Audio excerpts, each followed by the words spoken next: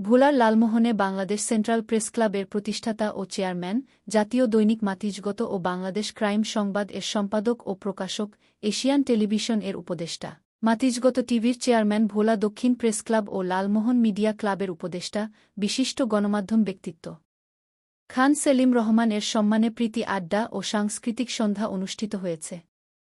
বরিবার ৭ December সন্ধ্যায় media club কার্যালয় ভবন, ওয়েস্টার্ন পাড়ায় এ অনুষ্ঠান অনুষ্ঠিত হয়।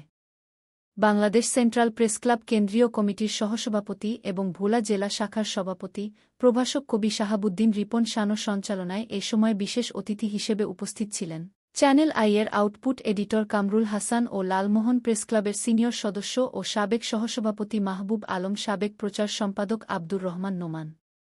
এ সময় লালমোহনে কর্মরত প্রিন্ট ও ইলেকট্রিক মিডিয়ার সাংবাদিকবৃন্দ উপস্থিত ছিলেন।